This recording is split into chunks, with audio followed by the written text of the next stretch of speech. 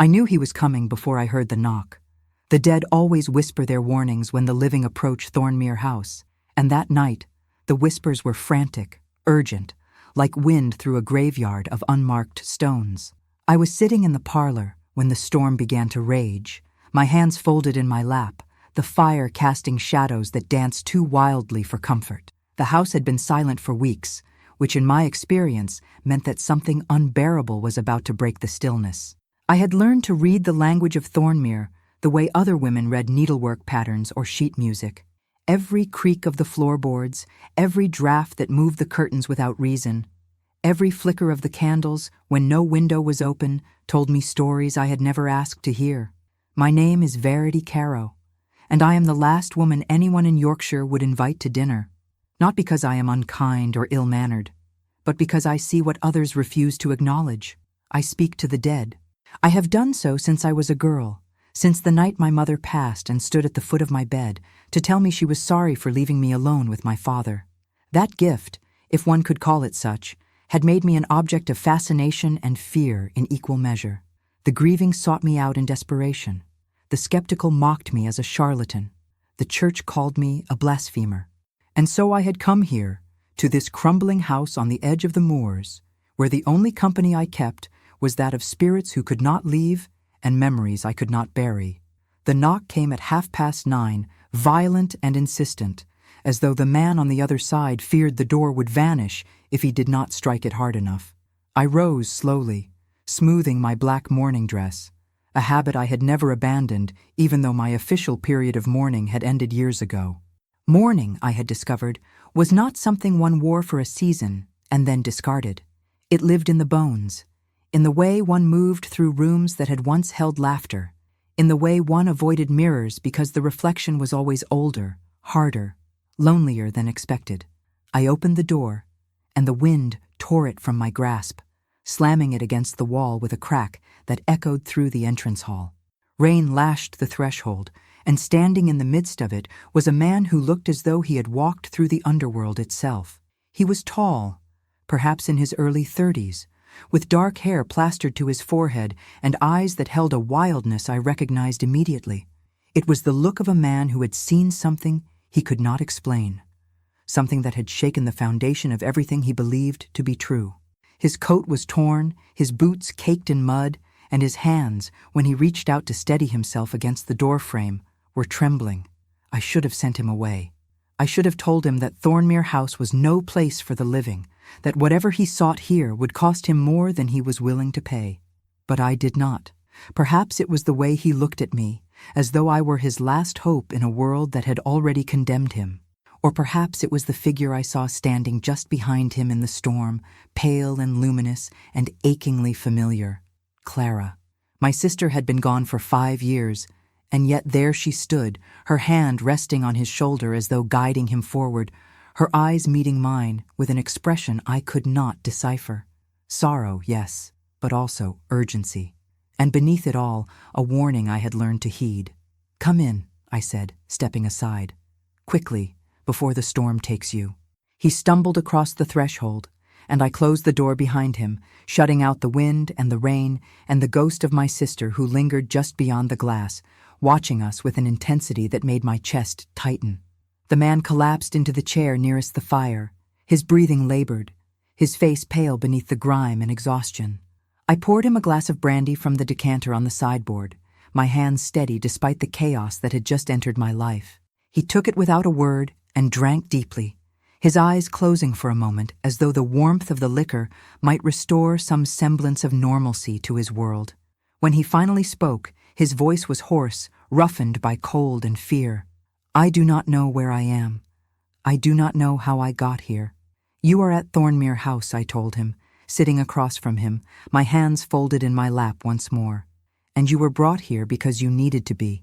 He looked at me then, truly looked at me, and I saw the confusion and the disbelief warring in his expression. Brought here? By whom? I was lost on the moors. The storm came out of nowhere, and I thought I would die out there. I thought I saw things, impossible things. A woman in white, walking ahead of me, never turning back, always just out of reach. I followed her because I had no other choice, and she led me here. His words should have surprised me, but they did not. Clara had always been the more decisive of the two of us, even in death. She had brought him here for a reason, though I could not yet see what it was. The dead rarely revealed their intentions all at once. They spoke in riddles, in fragments, in moments of clarity that came and went like the light of a candle in a draught. "Who are you?" I asked, though I suspected I already knew. Men did not arrive at Thornmere by accident, and men like him, who carried the weight of ruin in their eyes and the scent of scandal on their skin, always had a story that intertwined with my own in ways I would come to regret. He set the glass down on the table beside him, his hands still shaking. "My name is Dominic Hargrave. I was a baronet once, though the title means nothing now. I lost everything. My estate, my name, my future. I came to Yorkshire to disappear, to find some corner of the world where no one knew who I was or what I had done. But the Moors would not let me go. They brought me here instead. Dominic Hargrave. The name meant nothing to me, but the look in his eyes when he spoke of loss, of ruin, of a past that had consumed him, that I understood all too well. We were alike, he and I, both of us exiled, both of us haunted, both of us seeking something we could not name. You were not meant to disappear, I said quietly. You were meant to find me." He frowned, leaning forward, his gaze searching mine. "Why? What could you possibly have to do with me?" I did not answer immediately. How could I explain that the dead had their own designs, their own reasons for drawing the living into their web? How could I tell him that my sister, who had vanished 5 years ago under circumstances no one had ever been able to explain, had chosen him, of all people, to lead back to me? Instead, I rose and walked to the window, pulling aside the heavy curtain to look out into the storm.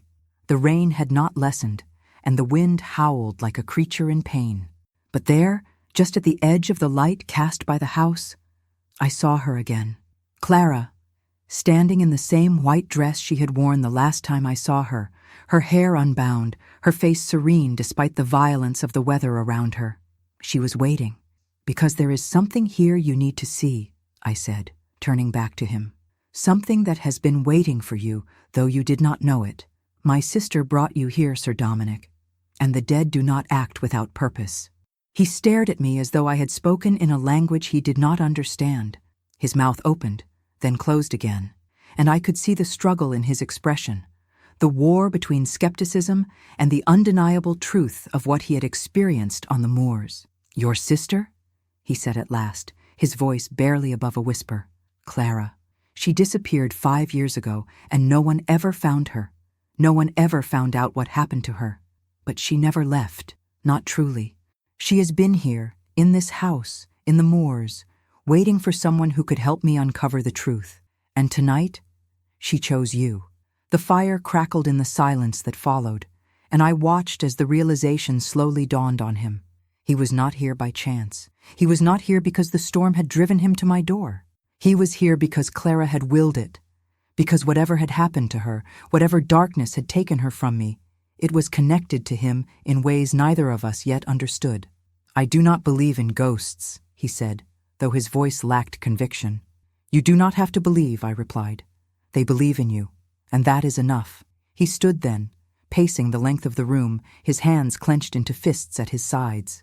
"This is madness.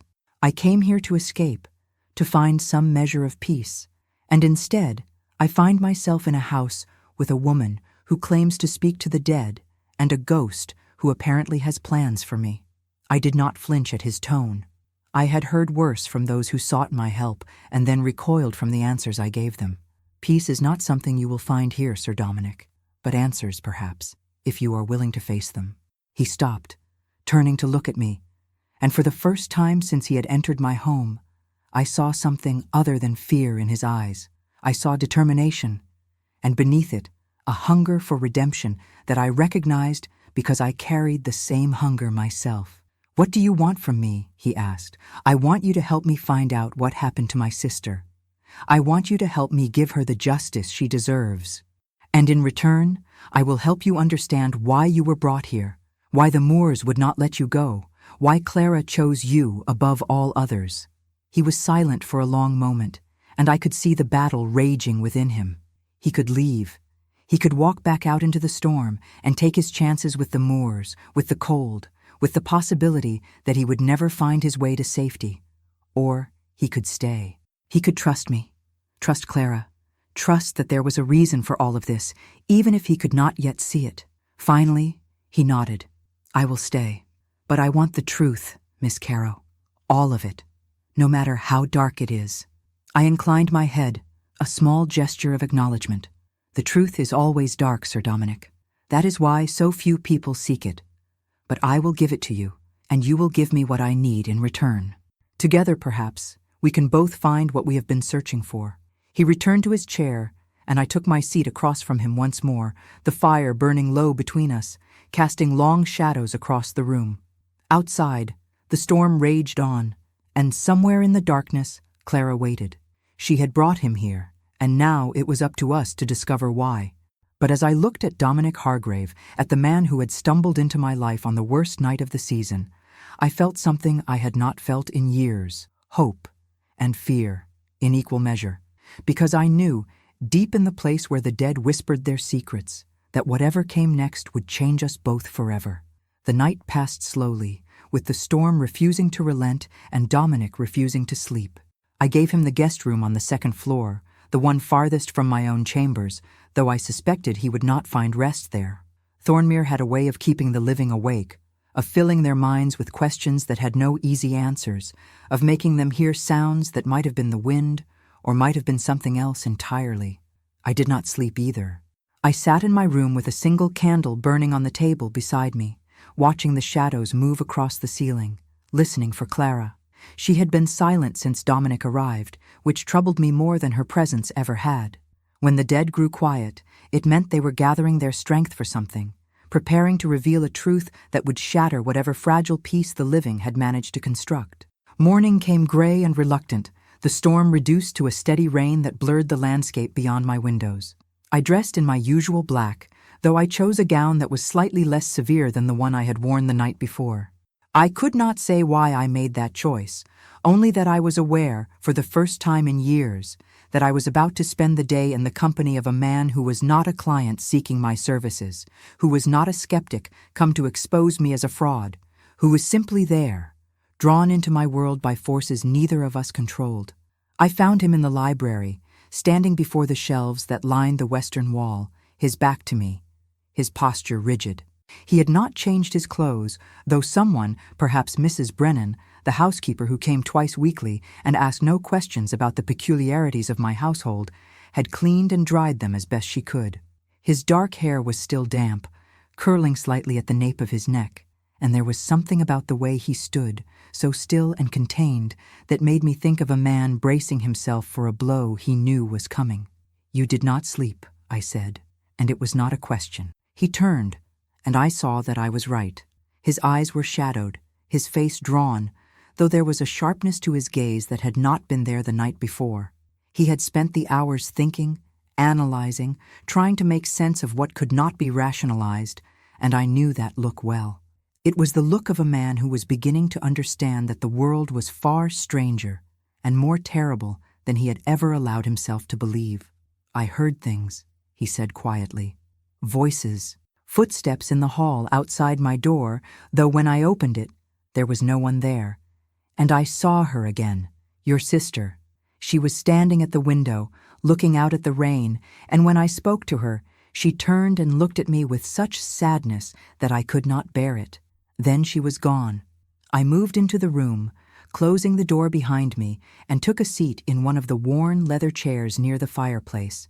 The library had always been my favorite room in Thornmere, the only place where I could lose myself in stories that had nothing to do with my own life, where I could forget, for a few hours, that I was a woman who could not escape the dead. "She is trying to tell you something," I said. "The dead do not linger without reason, and Clara has been waiting a long time to be heard. But she cannot speak directly, not in the way the living do. She can only show you fragments, moments, pieces of a story that you must put together yourself." Dominic crossed the room and sat in the chair opposite mine, leaning forward, his elbows resting on his knees, his hands clasped together. "Then help me understand. Tell me about her. Tell me what happened 5 years ago." I hesitated, not because I did not want to tell him, but because speaking of Clara had always been unbearable. She had been everything I was not, bright, joyful, beloved by everyone who knew her. Where I had learned to live in the shadows, she had thrived in the light. Where I had been marked by my gift as something strange and unsettling, she had been admired for her beauty and her kindness.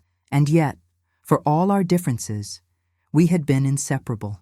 She had been the only person who had never feared me, who had never looked at me as though I were something unnatural. "Clara was younger than me by 3 years," I began, my voice steady though my hands were trembling in my lap.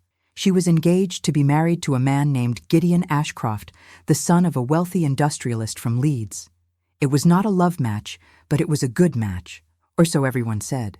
He was handsome, charming, well-connected. Our father had died the year before, and Clara's marriage was meant to secure our future, to ensure that we would not lose Thornmere, that we would not be left destitute." I paused, the memories flooding back with a vividness that made my chest ache. I had not spoken of this in years, had not allowed myself to revisit the days leading up to Clara's disappearance, the days when everything had seemed so certain, so safe, until it was not. "But Clara was not happy," I continued. "She tried to hide it, tried to be the dutiful daughter, the perfect bride, but I could see the truth. She was afraid of him, not in the way one might fear a cruel husband, but in a way that was deeper, more instinctive. She told me, just a week before the wedding, that she had seen something in him, something dark, something that made her believe he was capable of terrible things. I did not listen. I told her she was being foolish, that every bride felt nervous, that she would be fine once the marriage was done, and she had settled into her new life. My voice broke, and I stopped, pressing my hand to my mouth, fighting the grief that threatened to overwhelm me. Dominic said nothing, only watched me with an intensity that was almost painful, as though he could see every wound I carried, every regret that had carved itself into my soul. The night before the wedding, Clara vanished. She left no note, no sign of where she had gone or why. We searched the house, the grounds, the moors. Gideon organized search parties, offered a reward, did everything a grieving fiancé should do, but she was never found. After 6 months, the authorities declared her dead, though there was no body, no evidence of foul play. The scandal was immense. Our family name was ruined. I withdrew here, to Thornmere, and I have not left since." "And you believe Gideon Ashcroft was responsible?" Dominic said, his voice low, thoughtful. I looked at him, meeting his gaze. I know he was responsible. "Clara came to me the night after she disappeared. She stood at the foot of my bed, just as my mother had done years before, and she told me she was sorry. She told me she had tried to run, but he had found her. She told me she was afraid, that she was lost, that she did not know how to find her way back. And then she was gone, and I have been trying to reach her ever since, trying to understand what happened, trying to find proof that would bring him to justice. But you have found nothing," he said. "Nothing that would stand in a court of law, nothing that anyone would believe. Only my word, the word of a woman who speaks to the dead, a woman the world already considers mad or fraudulent. Gideon Ashcroft is a powerful man now, more powerful than he was 5 years ago. He married someone else, a woman from London with a fortune twice the size of Clara's. He has built factories, made investments, become respectable. No one would listen to me even if I had proof." Dominic was silent for a long moment, his expression unreadable. Then he said, "And you think I am connected to this somehow? You think Clara brought me here because I can help you? I do not know why she brought you here," I admitted. "But the dead do not act without purpose, and Clara has never led me astray. If she chose you, there is a reason. Perhaps you know something you do not realize. Perhaps you have seen something, heard something that connects you to Gideon Ashcroft or to what happened to Clara." He shook his head slowly. "I have never heard of Gideon Ashcroft. I have never been to Leeds, never had any dealings with industrialists or their families. I was a baronet, yes, but my estate was in Devon, far from here. I came to Yorkshire because I had nowhere else to go, because I was trying to disappear. Then why did the Moors bring you here?" I asked. "Why did Clara guide you through the storm? What is it about you, Sir Dominic, that made her believe you could help me?" He stood abruptly, pacing to the window, his hands braced against the frame as he stared out at the rain-soaked landscape. I do not know. I do not know anything anymore. A month ago, I was a man with a title, a home, a future. Now I am nothing. I was betrayed by someone I trusted, someone who destroyed my reputation, took my estate, left me with nothing but the clothes on my back and a name that is worthless. I came here to die, if I am being honest. I came here because the moors seemed like a fitting place for a man who has already lost everything to finally lose himself. His words struck me with a force I had not expected, and I rose, crossing to stand beside him, though I did not touch him. I understood that kind of pain, the kind that made you want to vanish, to dissolve into the landscape, to stop fighting against a world that seemed determined to break you. But you did not die, I said softly. You were saved. Clara saved you, and there is a reason for that. There is always a reason. He turned to look at me, and I saw something raw in his expression, something vulnerable that I suspected he had not shown to anyone in a very long time. And what if the reason is something I cannot bear? What if the truth is worse than anything I have already faced? Then we will face it together, I said, because I cannot do this alone, and neither, I think, can you. For a moment, we stood there, so close that I could feel the warmth of his body, could see the faint scar along his jawline, could smell the faint scent of rain and wool and something indefinably him. And in that moment, I felt something shift inside me, something that had been frozen for so long I had forgotten it was there. It was not love, not yet, but it was the beginning of it, the first fragile stirring of a connection that would bind us together in ways I could not yet foresee. Then the door to the library opened, and Mrs. Brennan appeared, her face pale, her hands twisting in her apron. "Miss Carrow," she said, her voice shaking. "There is someone at the door. A gentleman. He says he is looking for Sir Dominic Hargrave, and he will not leave until he speaks with him." Dominic went rigid beside me, and I saw fear flash across his face, quickly suppressed. "Who is he?" he asked. "He did not give his name," Mrs. Brennan said, "but he is well-dressed, well-spoken. He says it is a matter of great urgency." Dominic looked at me, and I saw the question in his eyes. Should I see him? Should I face whatever has followed me here? I nodded slowly. "You should. But I will be with you. Whatever this is, you do not have to face it alone." He drew a breath, steadying himself, and then nodded in return. We left the library together, walking down the long hallway to the entrance hall, where a man stood waiting, his coat dripping rain onto the worn floorboards, his expression a mixture of relief and something darker. "Sir Dominic," the man said, stepping forward, "thank God I found you. I have been searching for days. There is something you must know, something that cannot wait." And as Dominic moved toward him, as I watched the two men face each other in the dim light of Thornmere's entrance hall, I felt Clara's presence suddenly, sharply, as though she had been waiting for this moment. I turned and saw her standing on the stairs, her white dress luminous in the gloom, her eyes fixed not on Dominic or the stranger, but on me. And in her gaze, I saw a warning I could not ignore. This man, whoever he was, had not come here to help. He had come to finish something that had begun 5 years ago, and we were all in danger now. The stranger's name was Thomas Bellamy, and he was a solicitor from London. He spoke with the clipped precision of a man accustomed to dealing in facts, in documents, in the kind of evidence that could hold up in a courtroom. But beneath that professional veneer, I detected something else. Anxiety, perhaps even fear. "Sir Dominic," he said again, his eyes darting briefly to me before returning to Dominic. "I apologize for the intrusion, but I had no choice. The matter is urgent, and time is of the essence. I have been searching for you for nearly 2 weeks. When I heard you had come north, I followed, though the trail went cold until I made inquiries at the village yesterday. They told me of Thornmere House, of Miss Carrow who lives here. I took a chance that you might have sought shelter during the storm." Dominic's expression was guarded, controlled, though I could see the tension in the set of his shoulders, the tightness around his mouth. "What do you want, Bellamy? I have nothing left for you to take. My estate is gone. My title is meaningless.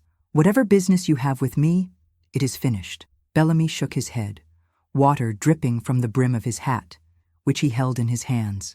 "That is precisely why I am here. You were not the one who destroyed your estate, Sir Dominic. You were deceived. The documents you signed, the contracts you believed gave your cousin temporary stewardship during your travels abroad, they were forgeries. Your signature was copied, manipulated. You were robbed, and the man responsible is someone you trusted implicitly." Dominic went very still. I could feel the shock radiating from him, though his face betrayed nothing. "Who?" he asked, his voice barely more than a whisper. "A man named Gideon Ashcroft," Bellamy said, and the room seemed to tilt beneath my feet. I stepped forward, unable to stop myself. "Gideon Ashcroft? Are you certain?" Bellamy turned to me, startled, as though he had forgotten I was there. "Yes, Miss Carrow, I am certain. He has been orchestrating schemes like this for years, targeting men of title who are vulnerable, isolated, easy to manipulate. He befriends them, gains their trust, and then systematically strips them of everything they own. Sir Dominic was not his first victim, and I fear he will not be the last unless he is stopped." I looked at Dominic, and I saw the pieces falling into place behind his eyes, the terrible understanding dawning. He met my gaze, and in that moment, we both knew. This was why Clara had brought him here. This was the connection we had been searching for. Dominic had been destroyed by the same man who had taken my sister, and Clara had guided him to me because she knew that together we might finally have the strength, the resources, the will to bring Gideon Ashcroft to justice. "How did you discover this?" Dominic asked, his voice steadier now, though I could hear the fury simmering beneath the surface. "I have been investigating Ashcroft for months," Bellamy said. "Another client of mine, a viscount from Somerset, lost his estate under similar circumstances. When he came to me, I began to see a pattern.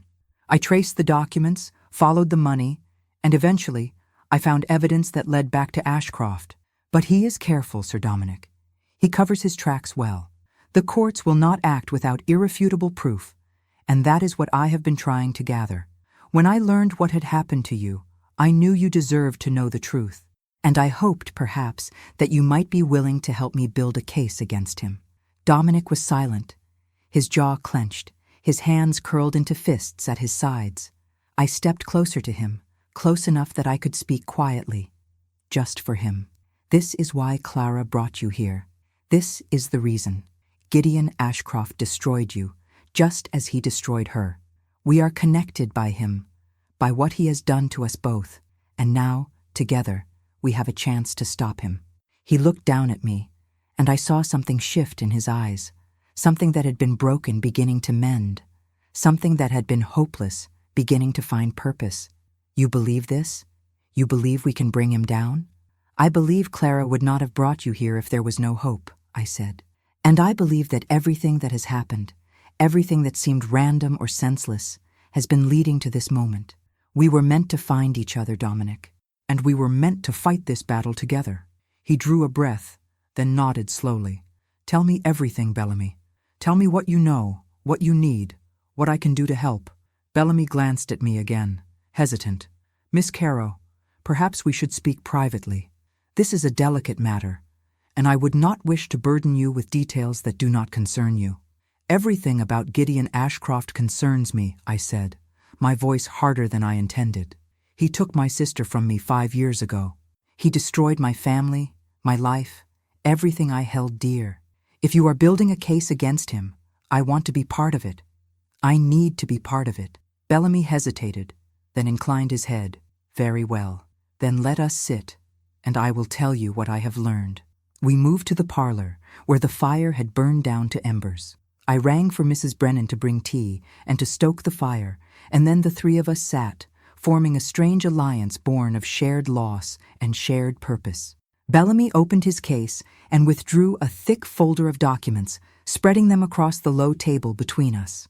"Gideon Ashcroft is not what he appears to be," Bellamy began. "He presents himself as a successful industrialist, a man who built his fortune through hard work and innovation. But the truth is far darker. He was born into modest circumstances, the son of a factory foreman, and he clawed his way up through a combination of ruthlessness and fraud. He identifies men of title who are in financial difficulty or who are isolated, vulnerable. He befriends them, offers them solutions to their problems, and then, when they trust him completely, he strikes. He forges documents, manipulates contracts, and by the time his victims realize what has happened, it is too late. The estate is gone, the fortune is gone, and Ashcroft has moved on to his next target. And my sister? I asked, my voice trembling. What did he do to her? Bellamy's expression softened. I do not have proof, Miss Carrow, but I have suspicions. 5 years ago, Ashcroft was engaged to a young woman named Clara Carrow. The engagement was broken under mysterious circumstances when the bride disappeared the night before the wedding. There was an investigation, but it went nowhere. Ashcroft played the role of the grieving fiancé perfectly, and the authorities eventually concluded that Miss Carrow had run away, though no trace of her was ever found. Shortly after, Ashcroft married a wealthy woman from London, and his fortune grew exponentially. My hands clenched in my lap. She did not run away. She was taken. She was silenced because she knew too much, because she saw through him, because she was going to expose him. That is what I believe as well, Bellamy said gently. But without evidence, without a body, without anything concrete, there is no case. That is why I need both of you. Sir Dominic, you were one of Ashcroft's victims. You can testify to his methods, to the way he manipulates and deceives. And Miss Carrow, if you have any information, any letters, any documentation from the time of your sister's engagement, anything that might shed light on what happened, it could be invaluable. I thought of the trunk in the attic, the one I had not opened in years, the one filled with Clara's belongings, her letters, her diary. I had been unable to face it, unable to sort through the remnants of her life, but now, perhaps, it was time. I have her things, I said.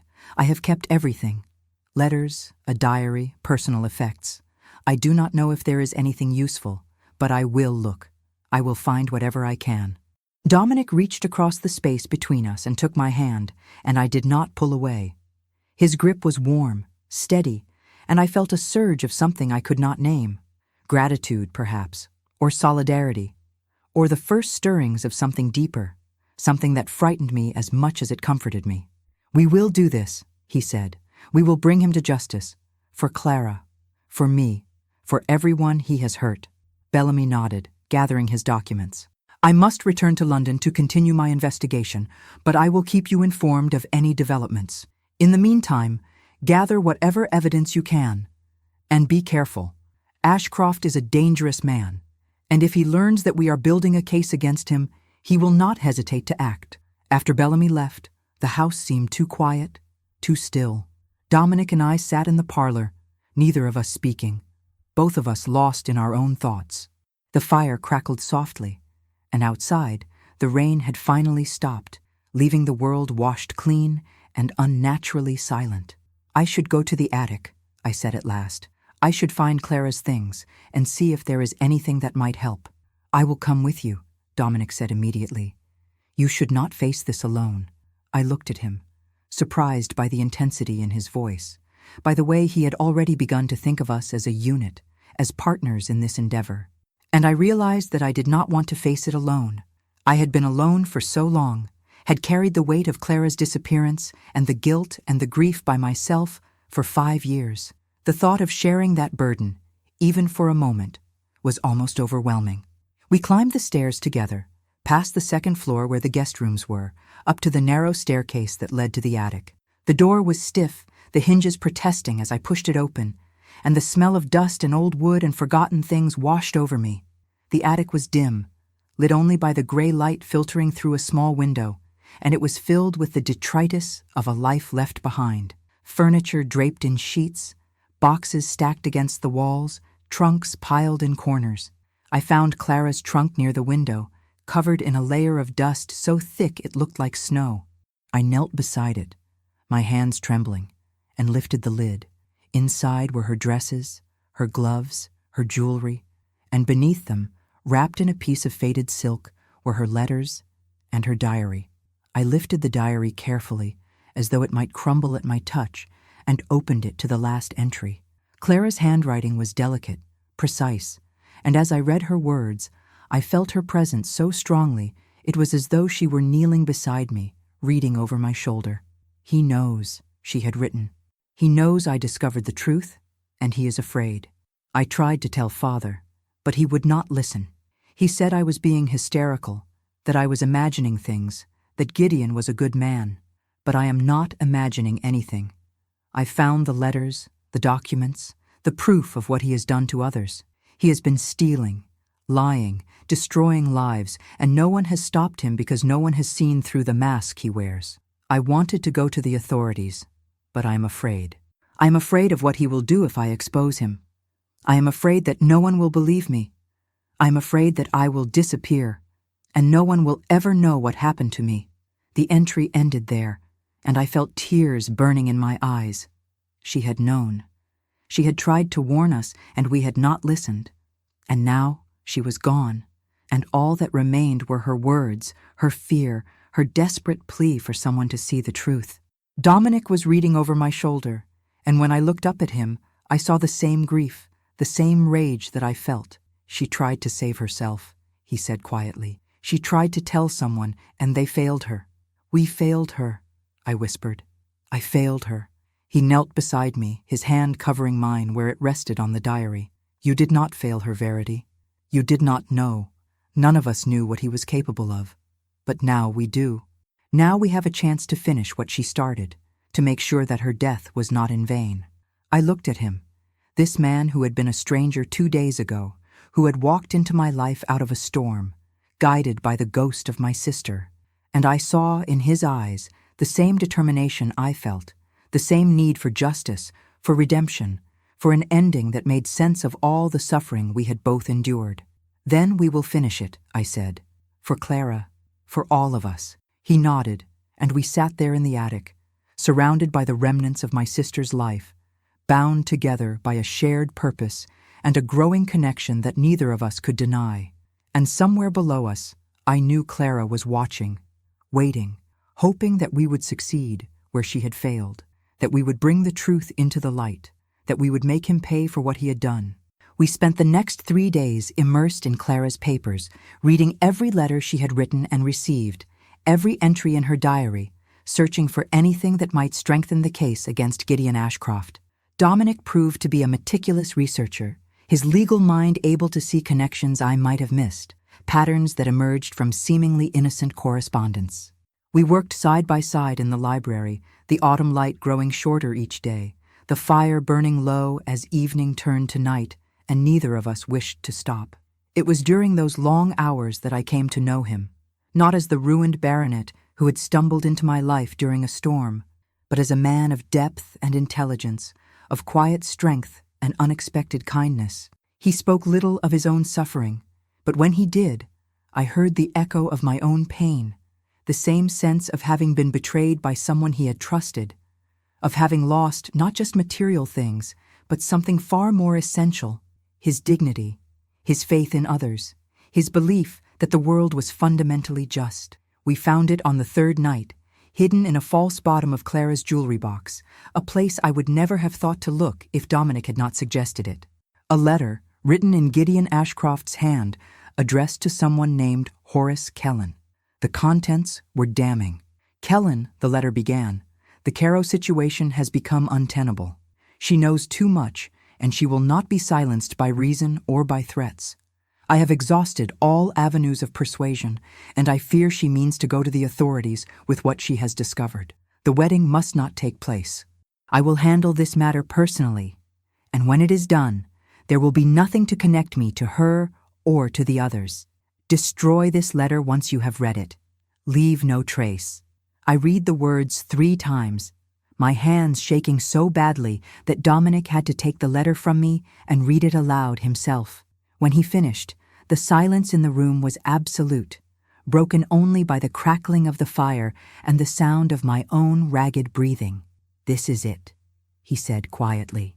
"This is the evidence we need. He admits to knowing she planned to expose him. He admits to intending to act against her. And the reference to others confirms that Clara was not his only victim. But it is not enough," I said, my voice breaking. "It does not say what he did to her.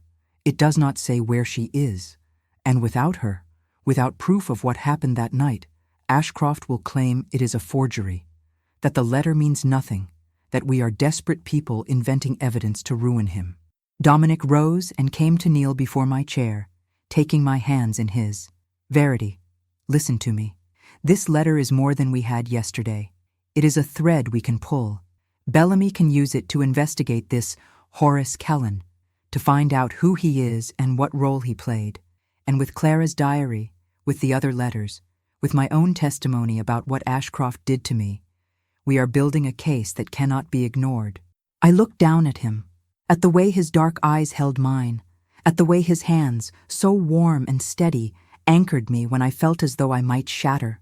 And I realized, in that moment, that I was no longer alone in this, that I had not been alone since the night he arrived, that somewhere in the midst of grief and investigation and shared purpose, something else had taken root between us, something fragile and fierce and entirely unexpected. What if we fail? I whispered. What if, after everything, he still walks free? Then we will know we tried, he said.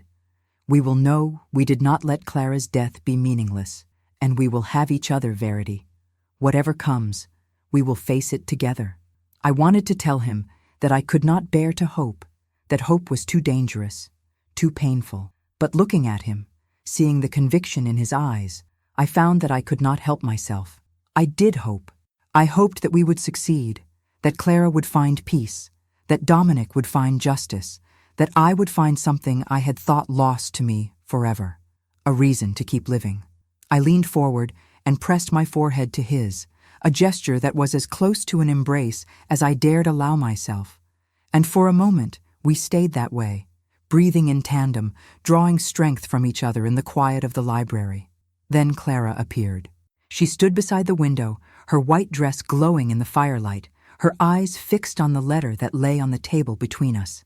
And when she looked at me, I saw something I had not seen before. Not sorrow, not fear, but purpose. She raised one hand and pointed, not at the letter, but toward the door, and I understood. She wants us to go to Leeds, I said, pulling back from Dominic. She wants us to find Horace Kellen. She is showing us the way forward. Dominic followed my gaze, though I knew he could not see Clara as I did. He had felt her presence, heard her voice in the night, but he could not see her standing there, urging us onward. Then we will go, he said. Tomorrow.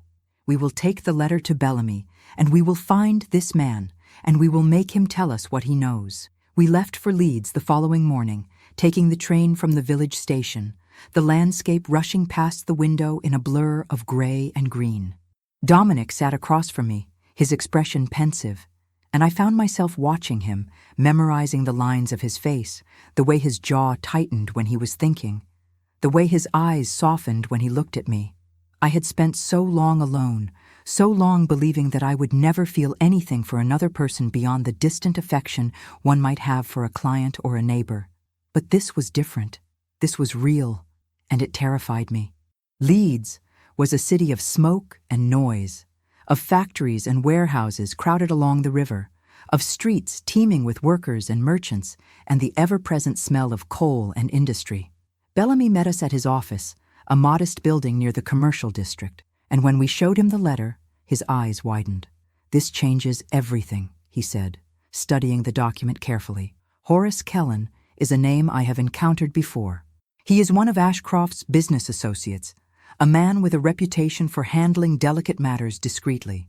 If we can find him, if we can persuade him to testify, we may finally have the leverage we need to bring Ashcroft down." "Where is he?" Dominic asked. Bellamy hesitated. "He keeps rooms near the docks, in a district that is not safe for respectable people, particularly at night. I can make inquiries, but it will take time." "We do not have time," I said, surprising myself with the firmness in my voice. "Clara is waiting. She has been waiting for 5 years. We must go to him now, today, and we must make him talk." Bellamy looked at Dominic, who nodded. "She is right. We have waited long enough. If you can provide me with the address, I will go." "Not alone," I said. "I am coming with you." Dominic started to protest, but I silenced him with a look. "This is my fight as much as yours, Dominic. Clara is my sister. I will not sit safely in an office while you risk yourself for her. We go together, or we do not go at all." He held my gaze for a long moment, and then, to my surprise, he smiled. It was the first time I had seen him smile, and it transformed his face, softening the hard edges, bringing light to his eyes. "Very well," he said. "Together." Bellamy gave us the address, and we hired a cab to take us to the docks.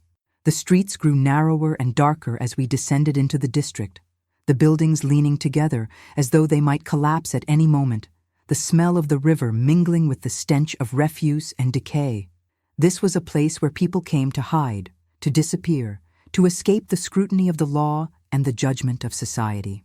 Horace Kellen's rooms were on the third floor of a sagging tenement, and when we knocked, no one answered.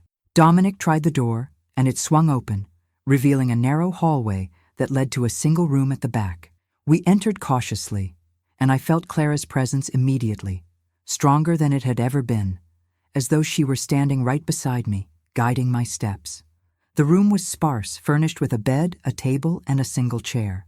But what drew my attention was the desk against the far wall, covered in papers and ledgers, and, most damning of all, a stack of documents bearing Gideon Ashcroft's name.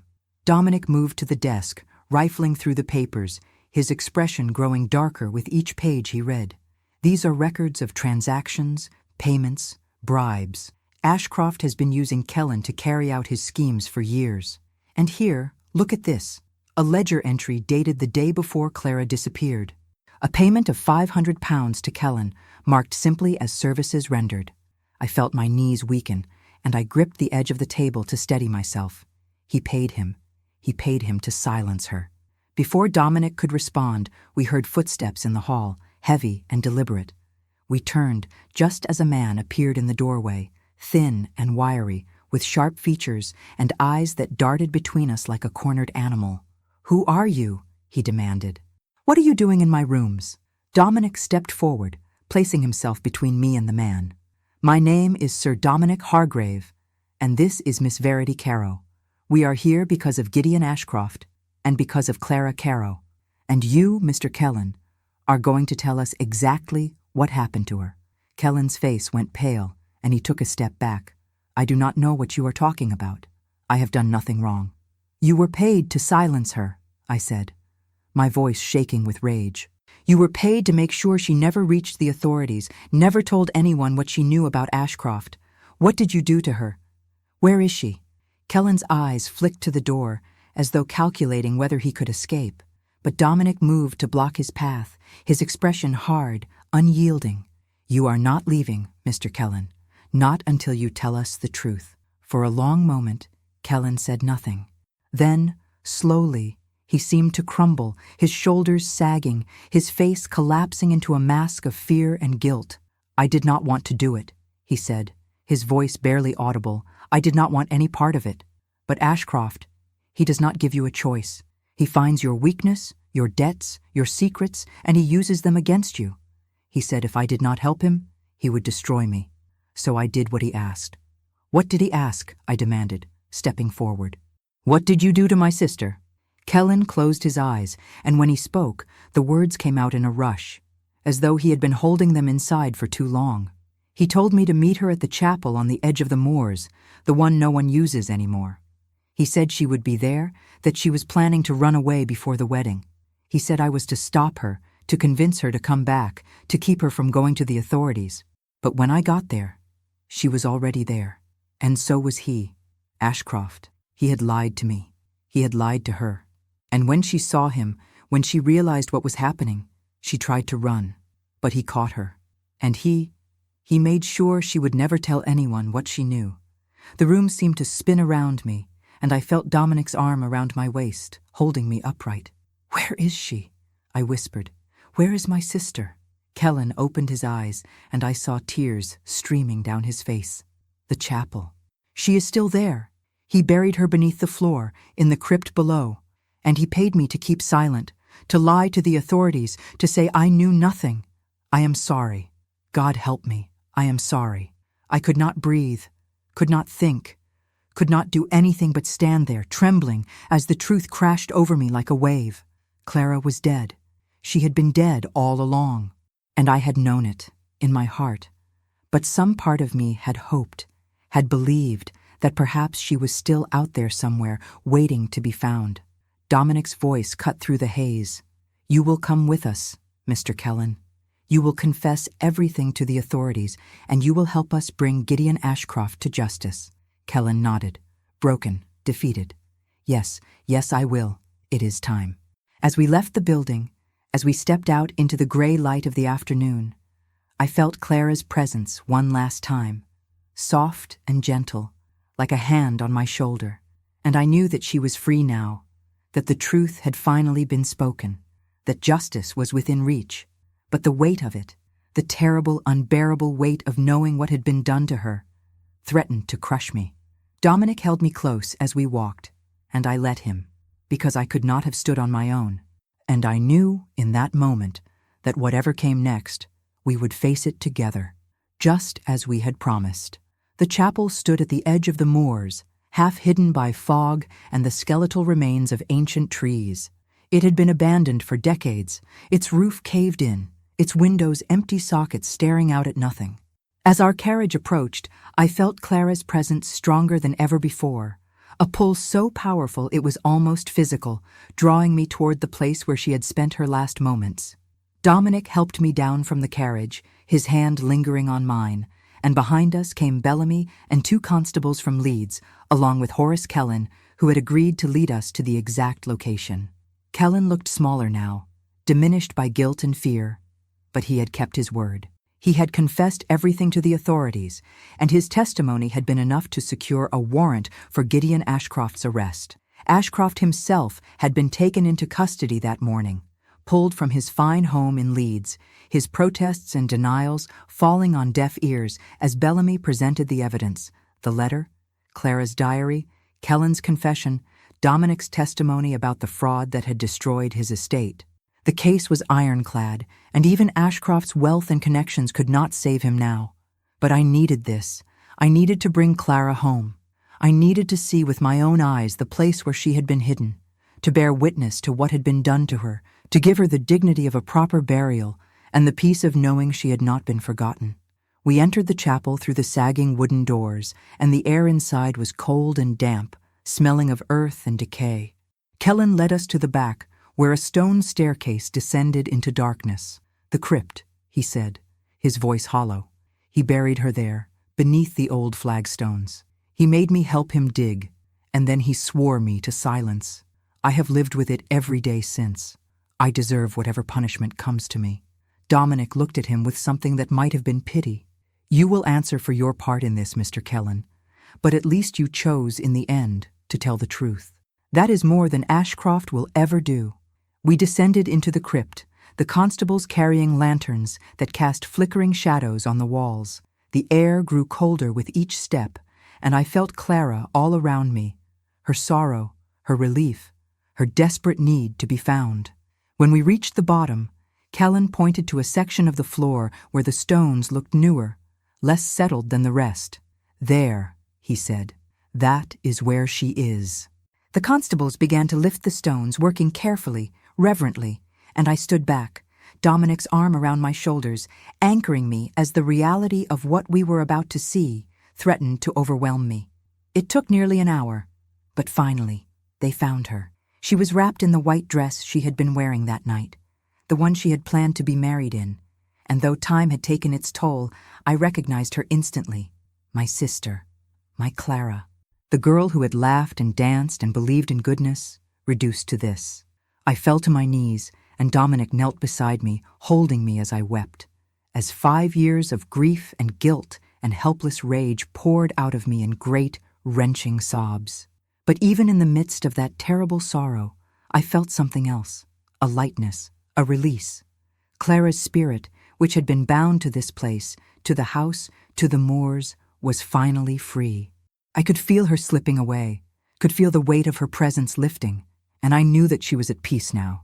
She had been found, she had been vindicated, and she could rest. "Thank you," I whispered, though I did not know if I was speaking to Clara or to Dominic or to some higher power that had guided us to this moment.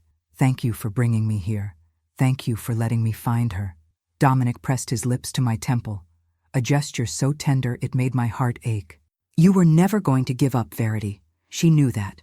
That is why she brought me to you, because she knew that together we would finish what she started. We stayed there for a long time, and then gently the constables lifted Clara's remains and carried them up into the light. We would take her back to Thornmere, where she would be buried beside our parents, where she would finally have the peace and the dignity she deserved. And Gideon Ashcroft would stand trial for what he had done, not just to Clara, but to Dominic, to all the others whose lives he had destroyed in his relentless pursuit of wealth and power. The trial took place 6 weeks later, in a courtroom packed with journalists and spectators, drawn by the scandal of a man of wealth and influence brought low by his own crimes. I sat in the gallery, Dominic beside me, and I listened as Kellen testified, as Bellamy presented the evidence, as Dominic took the stand and described in calm, measured tones how Ashcroft had manipulated and deceived him. And when the verdict came, when the judge pronounced Ashcroft guilty and sentenced him to transportation for life, I felt no triumph, no satisfaction, only a deep, bone-weary relief. It was over. Clara could rest, and I could begin to live again. Dominic and I left the courtroom together, stepping out into the pale sunlight of a December afternoon. The city was preparing for the season, wreaths hanging on doors, candles glowing in windows, and for the first time in years, I felt something that might have been hope. "What will you do now?" I asked him as we walked. "Your estate is gone. Your title means nothing. Where will you go?" He stopped, turning to face me, and I saw in his eyes something I had been too afraid to acknowledge until now. "I will go wherever you go, Verity, if you will have me." My breath caught, and I felt tears prick at my eyes, though they were not tears of sorrow this time. "You want to stay? You want to stay at Thornmere, with me?" "I want to stay with you," he said, taking my hands in his. "I do not care where it is. Thornmere, London, the ends of the earth.